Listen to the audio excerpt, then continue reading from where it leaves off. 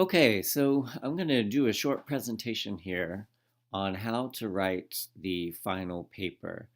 The document that I'm working from here will be available in the Lesson 12 module so that students can review that, and it'll have additional text that I'm preparing at the end here. But this video, I think, will help people see kind of what they need to do to get started. So, the best thing to do for a paper like this is to break it down into simpler steps. If you just say, okay, I've got to write a 1,500 word paper about a belief I want to defend, you're probably going to do it poorly because it feels like I have to sit down with nothing to go on and then create this thing from scratch. And that just never really works. So take it step by step. First, you need to identify a thesis or a claim that you want to defend. This is just going to be the belief. The way to kind of zero in on something that will work is to ask the questions I've laid out here. What's the topic that I'm writing about, and why is it interesting to you? If you can't sort of talk about your topic for a few minutes, then it's probably not a good one to write about because you won't have much to say. If you're not interested in the topic, but it seems like it's a cool current event or something, that's probably not going to work out very well either because you won't feel like you've got a lot to say. That's the purpose of this third question, which is what general knowledge do you already have about it, and where did that come from? Mostly, this bit here about the where did it come from is to make sure that you're not drawing on bad sources or using superstitious reasoning from chapter 14 or something along those lines. If it's just, I have this idea and my parents told me it, so I believe it, again, there's not much to write about there. So you may need to do some other research in order to give you other information about, to fill in the content of the arguments you might use. So if I want to write about police brutality, say, since Ferguson is in the news, then I probably want to think about what other incidents of police brutality have there been? How often do the officers accused of wrongdoing or under investigation get convicted, etc.? There's a lot of interesting statistics about that recently. In light of the announcement the other day. And so that might work its way into a paper. But I don't know that offhand. I'd have to research it. So if you do any research, make sure that you cite your sources. And this can be done in a number of ways. If you've taken English 1101, you can use MLA or APA style. Mostly, I don't care. I just want to know where you got the information from. So point me to a website or point me to the New York Times, something that I could use to look it up. If it's not the exact proper form of MLA, that's fine. Finally, though, you need to settle in on what's the real issue of the topic, right? What's the belief that you feel needs support? And that's going to be the thesis statement for the essay itself, right? So I might think, oh, police brutality is bad, police brutality is overrated, the militarization of police is an uncomfortable development. But what do I really want to get at, and what do I really want to defend, right? That's a broad topic, so I'm narrowing it down. I've got some comments here about a good philosophical thesis statement. So it's assertive, right? It's clear about where I stand. It's provocative. It's controversial in some kind of way, meaning only that it's the kind of statement that needs evidence. I need to convince someone. Um, and it's also limited in scope. I'm only trying to prove one thing, right? One idea. Um, so I don't want to, if my thesis statement says snowboarding is expensive, exhilarating, and cool, that's three things that I have to prove. Um, that's an argument is one conclusion supported by evidence, and really that statement has three conclusions. So I want to try to avoid that, and really I should try to keep it short too. If I couldn't fit it on my Twitter timeline, it's probably not a good thesis. So here's some examples. Elephants make the best pets. Okay, it's a short statement. You can see it's only 5 words. It's clear you know where I stand. Which pet is best? Elephants. It requires evidence because it's an kind of a controversial claim. Most people would say dogs or cats. And it's only one idea. I only have to defend the idea that elephants are the best pets. They're not the best pets, the coolest, smallest, largest, most exotic, etc. Macs are better computers than PCs. It's short, it's clear, requires evidence. It's only one idea. I might get accused of saying there's really two ideas here at work. One that um, Macs have certain characteristics, and then that those characteristics make them better than PCs. But in general, it's one idea. Coffee is better for you than water alone. Again, short, clear, requires evidence, one idea. Some examples that aren't as good. My toaster oven is important to me. Okay.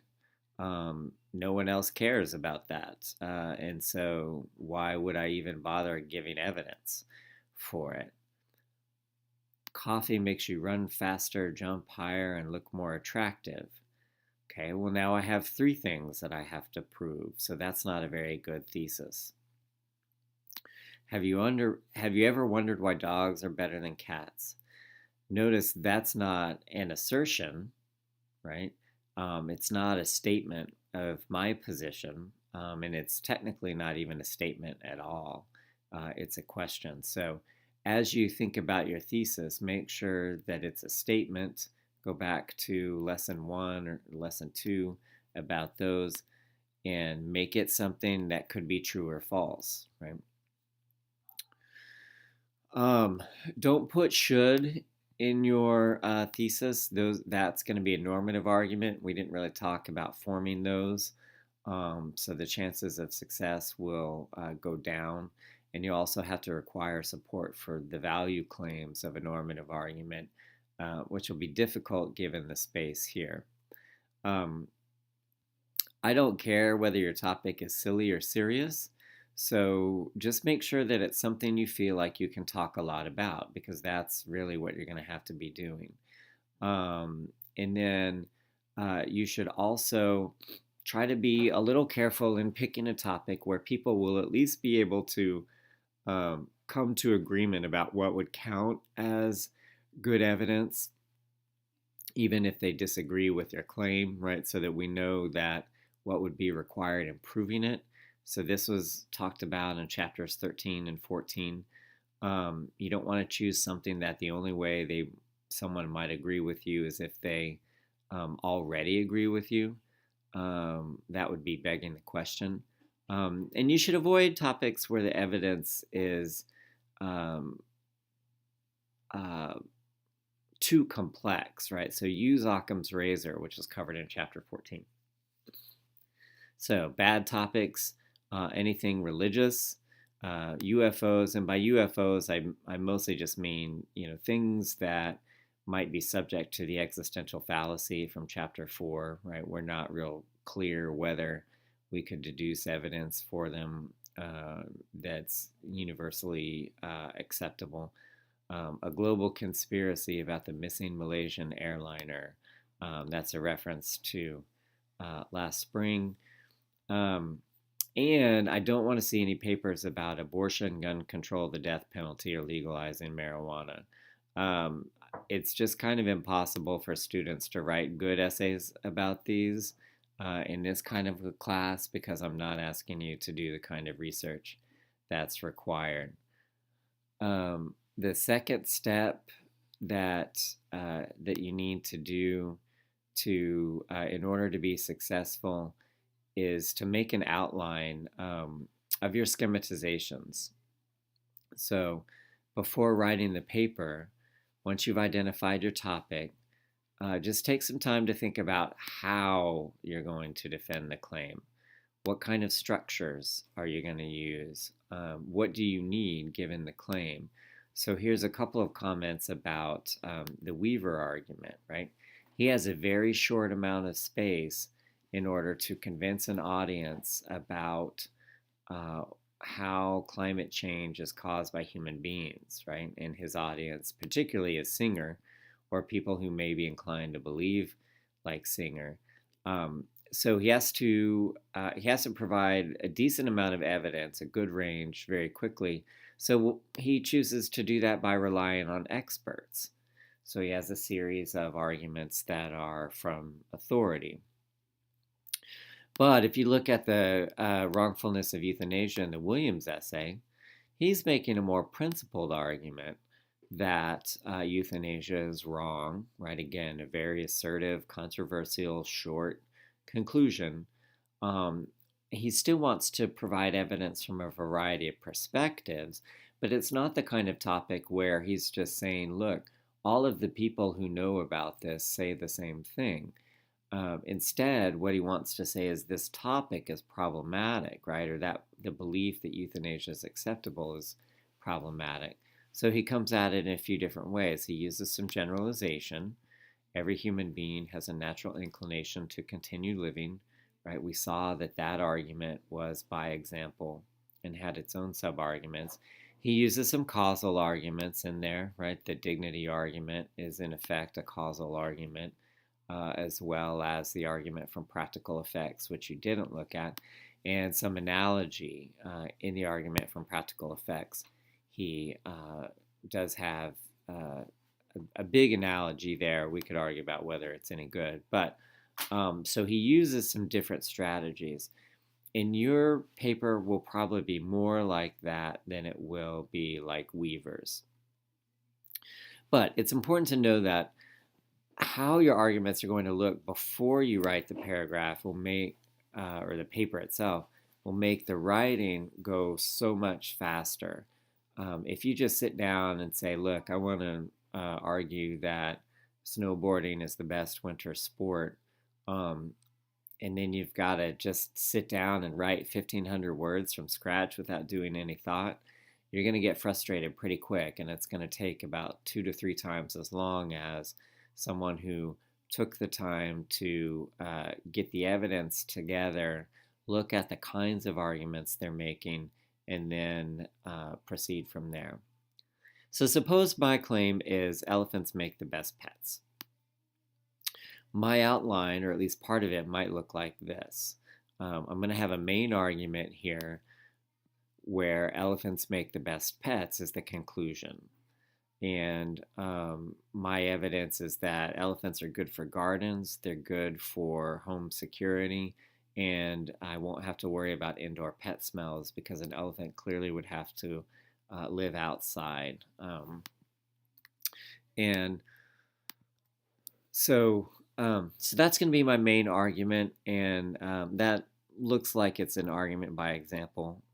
It's kind of similar to one of Williams's arguments. I could say it's causal. In this case, cause to effect, right?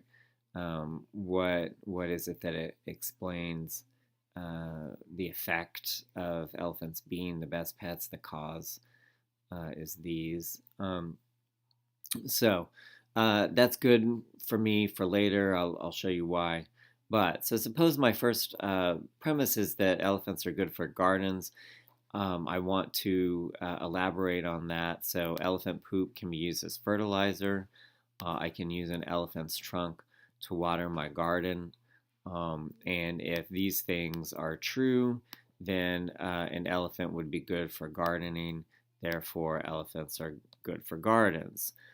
So I've done a couple of things here. and I've got some substructures. So that first premise is supported by an analogy. Horses and elephants both poop. Horse manure is used as a fertilizer, so elephant poop could be used that way as well. Garden hoses, like elephant trunks, are long and slinky. I can point the garden hose where I want. Therefore, I can use an elephant's trunk to water my garden. Again, all I'm doing is using the structures from Weston to make these analogies. If you go back to that chapter from his book, you would see that I'm just following that formula. Then I get fancy because I'm the teacher and I can do that. And so I say, well, look, I'm going to take both of these statements and say, if they're true, then I can conclude something. And then I've created a hypothetical syllogism from these two statements. So anyone who did chapter 7 would be able to see that this is one of those statements that if I were rendering it symbolically, I would say something like, if E, or I'll say P for poop and T for trunk, if P and T, then G, good for gardening. And then I had separate premises, P, separate premises T. I put those together with conjunction. I use modus ponens, and I get elephants are good for gardens. So fancy stuff. Again, take more logic. You'll be able to do this. But that's basically what I want to do in my notes. And so now I've got one piece of evidence, elephants are good for gardens, for the main argument, and I've supported the premises, I've supported that premise with additional premises that in turn have their own arguments. As you go through this, make sure that you are not committing fallacies as you go, right? So this first analogy is probably fine. I'm zeroing in on a relevant similarity. This second one probably isn't fine. That would probably be a weak analogy. I can think of some differences between garden hoses and elephant trunks. So be careful for that. If you commit obvious fallacies, I'm going to ding you for that on your final paper. The third major step is the actual writing of the paper. So you're going to turn that outline into paragraphs. So my intro for this topic might look something like this. Many people wonder what kind of pet to get. They have many choices. Since this is an intro paragraph, I usually start general and get down to something specific. It's clear, however, that some choices are better than others, and it is obvious that elephants make the best pets. Okay. So again, if I go back to chapter 1, language like it is obvious that indicates that that's my conclusion, and I'm trying to overstate my case and make it fancy.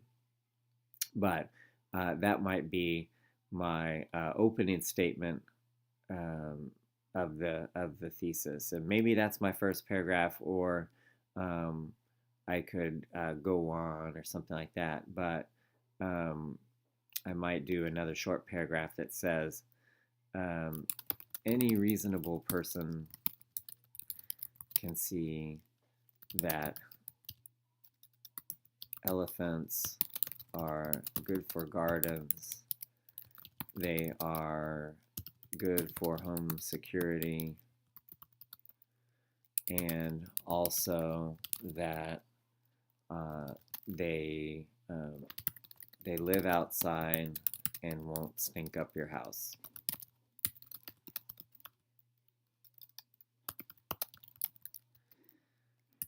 For these reasons,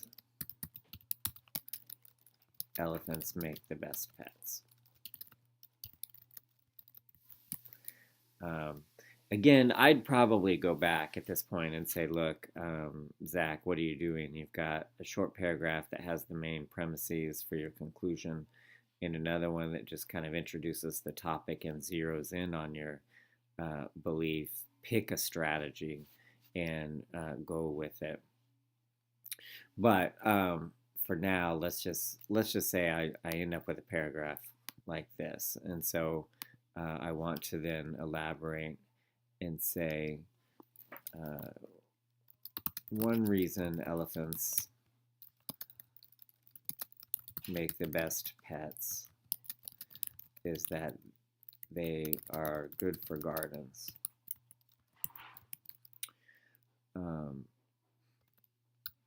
Most people who have gardens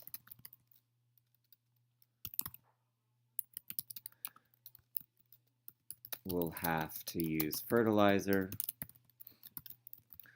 Elephants can be a good source of this. Or I might say something like, elephants, like horses, can be a good source for this. Everyone is familiar with people who use horse manure for fertilizer. Thus, elephant poop is or can be used for fertilizer. Something like that, right? So again, I'd probably, Zach, that's not your exact structure. You had horses and elephants both poop a lot, and so elephants, like horses, poop a lot, right? And now I've got something in paragraph form that more closely resembles that structure that I took the time to elaborate out. So, and then I would just continue on with that. Probably I wouldn't even change paragraphs, and I would just say also, elephants make watering your garden a breeze. Then I'd go into why that's the case. Why is that? Because their trunks are long and slinky, just like garden hoses, and garden hoses allow me to point the water where I want it to go. So I hope that you can see how important it is to have these structures in place first and then do the writing. And then from there, I can go back and edit after I have the basics out, or as I write and I'm looking side by side at my notes and I realize, oh, that sentence doesn't capture the premise that I identified, so I better go back and edit it, just like I did with this statement here. So I know it sounds daunting, writing 1,500 words. Notice though, just in this document that I've prepared for you all, I'm already at 1,000 words onto the I'm 2 lines onto the 4th page, but I've got a lot of spacing here. So you're looking at about a 3-page paper, 3 to 4 pages. I know that sounds like it might be a lot, but once you get these arguments out and you know how you're going to go about proving the short, clear, assertive, but controversial claim that you're making, the writing of it should actually be the easier part. So hang in there. Hope this helps. And please feel free to send me any questions. Thanks.